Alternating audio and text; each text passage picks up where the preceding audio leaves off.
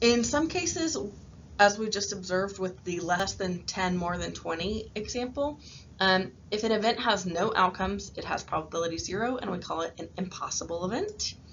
If an event has probability 1, we say it is a certain event. And another thing to make sure you notice about probability is that if S is any event and S is the sample space, then the probability of an event happening is always between 0 and 1. If you calculate something and you get a probability that's less than 0 or bigger than 1, then you should know you have a problem. Another thing you should observe is that the probability of an event is equal to the sum of the probabilities of the disjoint outcomes making up the event. So in all of those previous examples, each of the drawings of one of the numbers was disjoint from drawing a different number. So we could just add up the total number of possibilities because they were all disjoint. So take, for example, a deck of playing cards. If you're unfamiliar with playing cards, I would be happy to talk to you about what is in a deck of cards.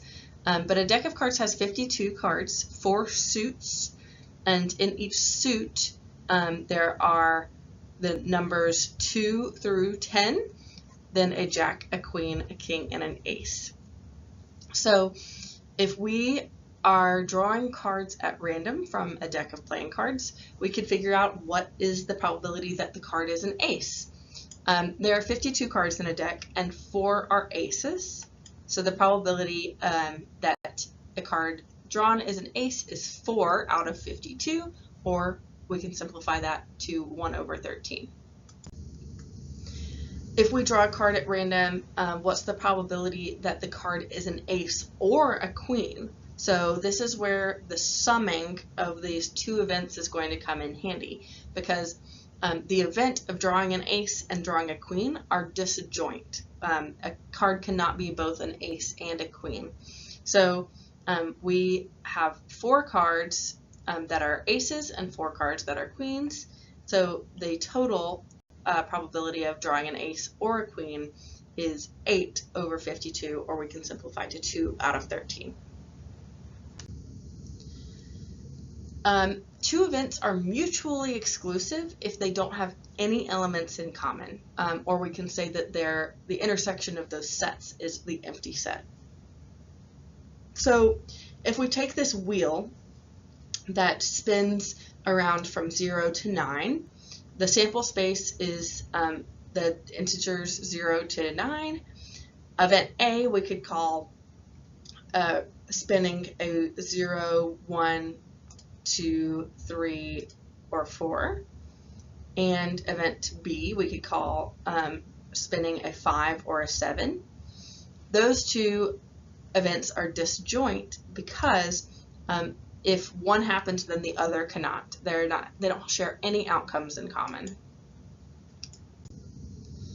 If 2 events are mutually exclusive, then we can just, to find the probability that one or the other would happen, we can simply just sum the individual probabilities together. So the probability of the union of events such that any 2 are mutually exclusive is the sum of probabilities of those events. 2 mutually exclusive events whose union is the sample space is what we call a complementary event. So think about one set complementing the other. It fills out the rest of the sample space. So if we have an event being an experiment rolling a die, and the event A is 2 or 4, rolling a 2 or a 4, then the complement is rolling anything else. So it would be rolling 1, 3, 5, or 6. And we can denote the complement of an event with a bar over the original set letter. And that's because the sample space was 1 through 6. The probability of the event A is 2 out of 6, and the probability of the complement is 4 out of 6. And so you should notice that if A is an event and a complement is its complement, then those two probabilities should sum to 1, or a certain event, if we if we consider both of them or either of them occurring. Similarly, we can reconfigure by subtracting either probability of A or probability of A complement from both sides to see that we can calculate the probability of A complement by just subtracting the probability of A from 1, or we can find the probability of A by subtracting the probability of A complement from 1. If events are not mutually exclusive, then we have to be a little bit more careful. So if we have spinning an even number on this spinner, so this spinner has numbers 3, 7, 21, 18, 2, 14, 11, and so E, the event that we spin an even number, is spinning a 2, a 14, or an 18. If event T is spinning a multiple of 7, then we have in that event the outcomes of spinning a 7, a 21, or a 14. These two have one outcome in common if you spin a 14. So if we want to find the probability of E or T happening, spinning an even number or a multiple of 7, then we actually only have 5 outcomes happening here. We have 2, 14, 18, 7, or 21. So we would get 5 out of 8. Another way we can calculate this, though, is by this formula we have for the probability of the union of two sets that are not disjoint. They are not mutually exclusive events. So if we have non-mutually exclusive events, then we take the number of things in the union, which is what I just said. So the union is 2, 14, 18, 7, 21, just 5 out of the sample space, which is 8.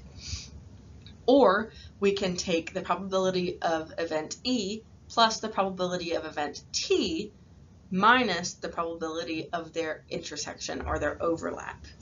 So if we used that formula, then we would have the probability of the union given by the probability of event E, 3 over 8, because there are 3 in E and 8 in our sample space, plus the probability of T, because there are 3 in T and 8 in our sample space, that's 3 out of 8, minus the probability of both happening, the intersection.